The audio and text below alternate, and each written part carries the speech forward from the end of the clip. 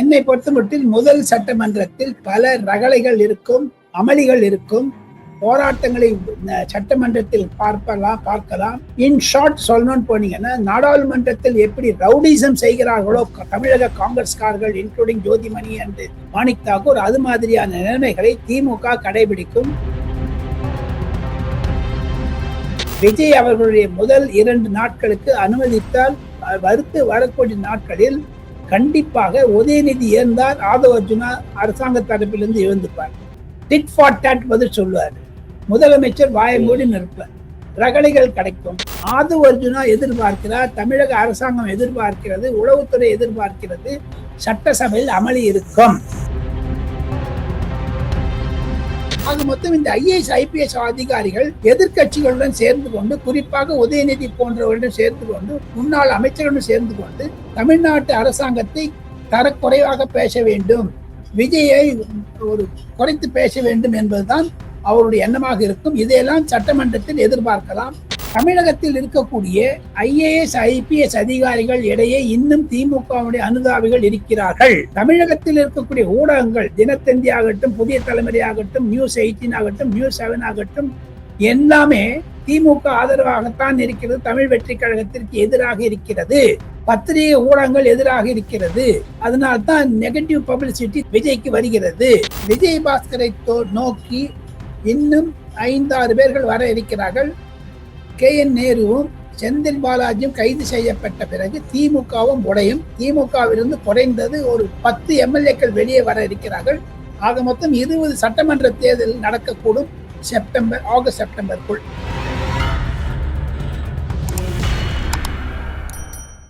ஒவ்வொரு மாதமும் 5 மில்லியனுக்கு அதிகமான பார்வையாளர்களை சென்று சேரும் எங்களது சேனலில் உங்களையோ அல்லது உங்களது நிறுவனத்தையோ விளம்பரப்படுத்த வேண்டுமா? தொடர்புக்கு 9348355571. சார் வணக்கம் சார்.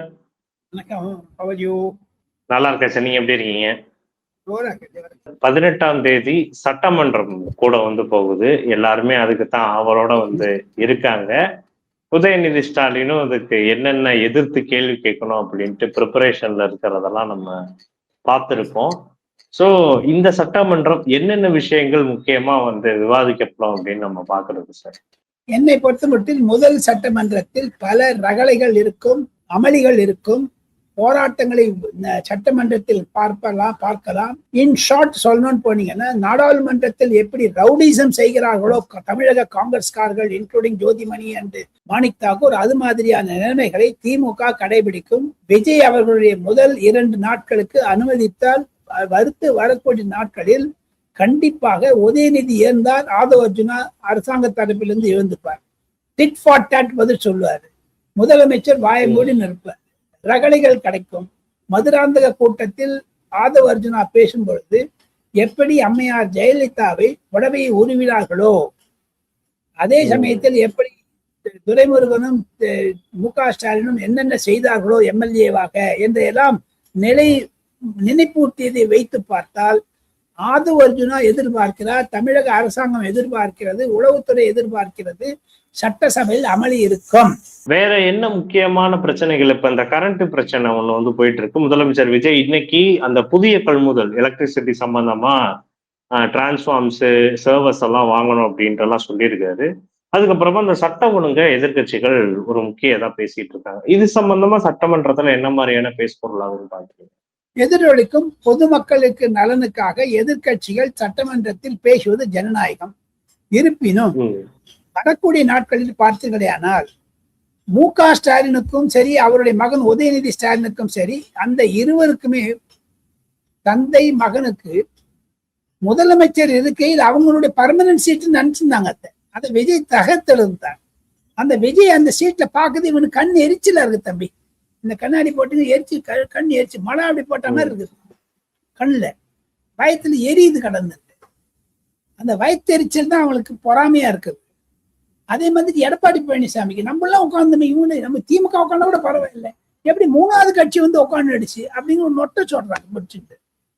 இந்த பிரச்சனையில் தான் பார்த்தால் வரக்கூடிய சட்டசபையில் என்னதான் நீங்க பொதுமக்களுக்கு சாதகமாக பேசினால் கூட தமிழகத்தில் இருக்கக்கூடிய IAS IPS அதிகாரிகள் இடையே இன்னும் திமுகவுடைய அனுதாபிகள் இருக்கிறார்கள்.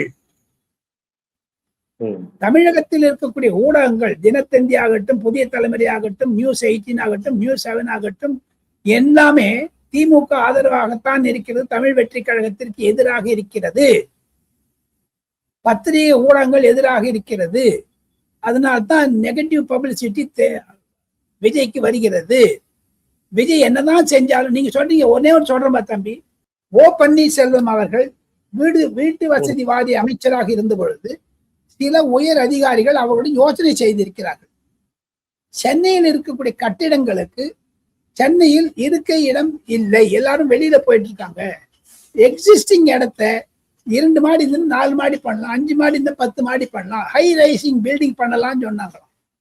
அதுக்கு சிஎம்டிக்கு அனுமதி தரவில்லை ஓ பன்னீர்செல்வம், எடப்பாடி பழனிசாமி. இப்ப சேகர் பாபு இருந்தாரு திமுக அமைச்சர். அவர் ஒவ்வொரு பில்டிங் பட்டணும்னா அவர் கையெழுத்து போடணும். குறைஞ்சது அப்படி கையில ஏதாவது அப்படி தடவினாதான் கொடுப்பாங்க. அதை செஞ்சாங்க. விஜய் நேற்று என்ன பண்ணிட்டாரு பாருங்க, ஜிஓ இஷ்யூ பண்ணிட்டு அதெல்லாம் கேன்சல் பண்ணிட்டார்.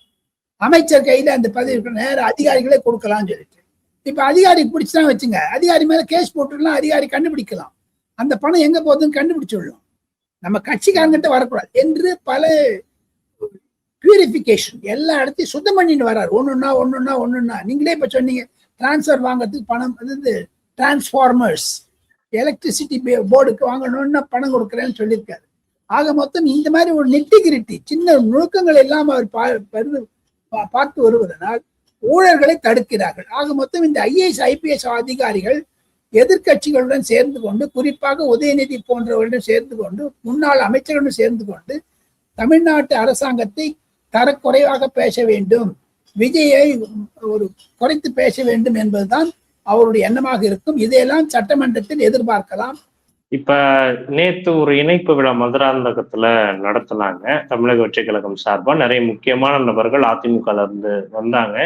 இப்ப விஜயபாஸ்கர் அவர்கள், விஜயபாஸ்கர் அவர்கள் ராஜினாமா பண்ணியிருக்காரு இன்னைக்கு கொஞ்ச நேரத்துக்கு முன்னாடி.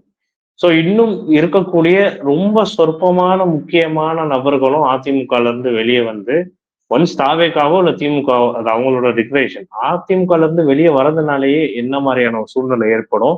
இந்த குதிரை பேரம் அப்படின்றத வச்சு தாவேக்காவை வந்து ஒரு வழக்கு வந்து போட்டிருக்காங்களே சார், அதனால ஏதாவது பாதிப்பு ஏற்படுமா? பாதிப்பேற மாதிரி அரசியல் அந்த கோர்ட்டெல்லாம் அதை எடுத்துக்க மாட்டாங்க. எடுத்துட்டா கூட சட்டமன்றத்தை பொறுத்த மட்டில் சட்டசபையில் நடந்ததெல்லாம் சபாநாயகர்கிட்ட தான் இருக்கணும். சுப்ரீம் கோர்ட்டுடைய பல தீர்ப்புகள் இருக்கின்றன. Supreme court கேட்கட்டான்.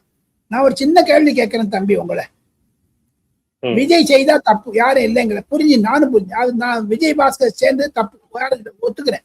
திரிணாமுல் காங்கிரஸ் 20 பேர் சேர்ந்திருக்காங்க பாஜக, அது யாரு கேட்கறதுங்க? அப்படியே 20 லட்டு அடிச்சு மம்தா பானர்ஜி ஒண்ணு இல்லாத பண்ணிட்டாங்க. 64 எம்எல்ஏ அந்த பக்கம் போயிட்டாங்க, பாஜக பக்கம், வெஸ்ட் பெங்கால்ல. இங்க பாருங்க, லோக்சபால 28 எம்பி அந்த அம்மாக்கு, 28 பேர் 22 பேர் அந்த பக்கம் போயிட்டாங்க.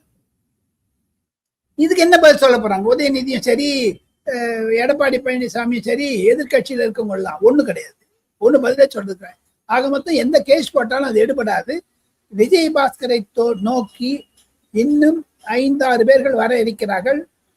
KN நேருவும் செந்தில் பாலாஜியும் கைது செய்யப்பட்ட பிறகு திமுகவும் உடையும். திமுகவிலிருந்து குறைந்தது ஒரு 10 எம்எல்ஏக்கள் வெளியே வர இருக்கிறார்கள். ஆக மொத்தம் 20 சட்டமன்ற தேர்தல் நடக்கக்கூடும் ஆகஸ்ட் செப்டம்பருக்குள் 20 தொகுதிக்கு. ஆமா, இப்ப 5 தான், 5 லொடலோடாங்கிறாங்களே, 15 மேல சேர்ந்து என்ன பண்ணுவாங்க? ஆக மொத்தம் அது தவிர சட்டமன்றத்தில் அமைச்சர்களுடைய பதில் சொல்லும் பொழுது எதிர்கட்சிகளா இருக்கக்கூடியவங்கலாம் ரொம்ப எல்லாத்தோட முக்கியமான விஷயங்கள் இந்த செகண்ட் ஃப்ளோர் நேயர்கள் சொல்லணும். ஃபர்ஸ்ட் டைம் டைரக்ட் டெலிகாஸ்ட் நடக்க போகுதுங்க சட்டசபையினுடைய ப்ரொசீடிங்ஸ். பட் இதுக்கு முன்னாடி நடந்திருக்கணும் சார், பட் ஆனா கட் பண்ணிருப்பாங்களோ, பாதியிலே கட் ஆகுறது அந்த மாதிரி சொன்னதான் கொடுக்கறது. எடப்பாடி பழனிசாமி பேசினா கொடுக்கறது கிடையாது.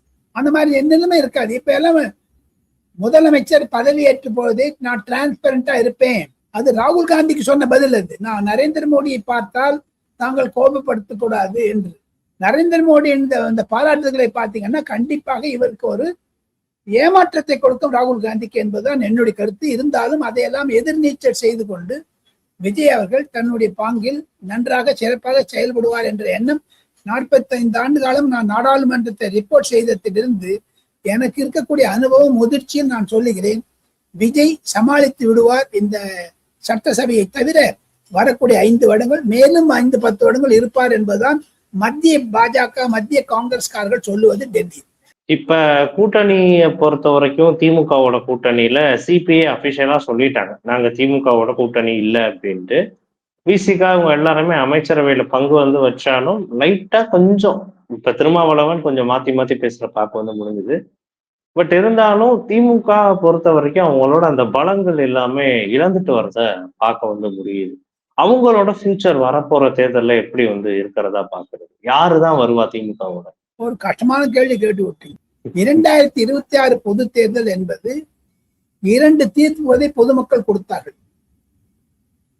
திமுகவும் அதிமுகவும் சாப்ட் கதம் கதம் புதியதாக வரக்கூடிய அதுல என்ன பாத்தீங்கன்னா, புதியதாக நியோ திராவிடியன் மூமெண்ட். பெரியாரை ஏற்றுக்கொள்கிறேன், ஆனால் பெரியார் சொல்லக்கூடிய கடவுள் எதிர்ப்பை நான் எதிர்க்கிறேன், கடவுளை மதிக்கிறேன், கடவுளை கும்பிடுவேன் என்று விஜய் அவர்கள் 2023 விக்கிரவாண்டியில ஓப்பனா சொல்லிட்டாங்க. அதனால ஐடியாலஜி கொஞ்சம் சேஞ்ச் ஆனா கூட 2026 தேர்தலுக்கு பிறகு தமிழகத்தில் ஒரு புது சரித்திரத்தை விஜய் கொண்டு வந்தார். அது விஜயிசம் என்று கொண்டு வந்தார். அதனால திமுக எல்லாம் இனிமேல் ஃபியூச்சர் அவளுக்கு கஷ்டமா இருக்குல்ல. தேர்தலுக்கு முன்னாடி தம்பி இதே கூட்டணி கட்சிகள் எல்லாம் சதைச்சு விட்டாங்க. மு.க. ஸ்டாலின் தன் மகன் முதலமைச்சராக வேண்டும் என்ற எண்ணத்தில் அது பாச்சா பழிக்கல, பொதுமக்கள் புரிந்து கொண்டு விட்டார்கள். தேர்தலுக்கு பிறகு மு.க. ஸ்டாலின் தனித்து விட்டார்கள் அனைத்து கட்சிகளும், இன்க்ளூடிங் MDMK. அது பாருங்க, நாளைக்கு 27ஆம் தேதி மீட்டிங் வச்சு அவரும் போயிடுவார், கையில் போயிடுவார். திமுகவோட இருக்க போது உதயநிதி ஒருத்தர் தான் இருக்கணும், துரைமுருகன் அவருக்கு அவமானப்படுத்திட்டு அனுப்பிச்சிட்டாங்க வெளில. கனிமொழி பாஜகவோட சேரணும்னு நினைச்சிட்டு இருக்காங்க.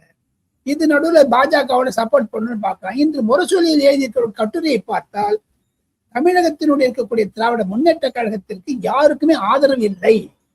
எப்படி அதிமுக கல்புரம் மாதிரி கழிஞ்சு போயிடுச்சுங்களோ அதே மாதிரி திமுகவும் கூடிய விரைவில் ஒரு எவாபரேட் ஆயிடுமோ என்ற அச்சம் எனக்கு இருக்கிறது. ஐயா கருணாநிதியையும் நான் பேரறிஞர் அண்ணாவனுடைய டயத்தை நான் ரிப்போர்ட்டரா இருந்தேங்க சென்னையில, மாதட்டி சொல்லுகிறேன்.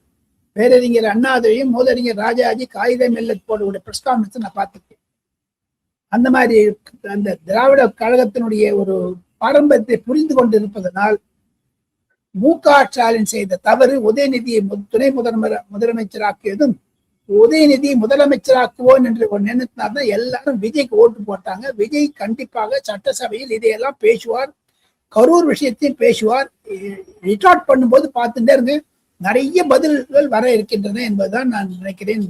ஓகே சார், இன்னும் என்னென்ன முக்கியமான விஷயங்கள் தாவேக அரசு மேற்கொள்ளணும் அப்படின்னு நீங்க நினைக்கிறீங்க சார்? இந்த செய்தியாளர்களை விஜய் பேசல அப்படின்றத ஒரு விமர்சனமா வைக்கிறாங்க, இதை எப்படி பாக்குறீங்க? அவசியமே இல்லைங்க தம்பி, எதுக்கு பேசணும்? இன்று இருக்க சோசியல் மீடியா ஒண்ணுமே இல்லை, எதுக்காக பேசணும்? நரேந்திர மோடி பேசுறாரா? அம்மையார் சோனியா காந்தி பேசினாரா?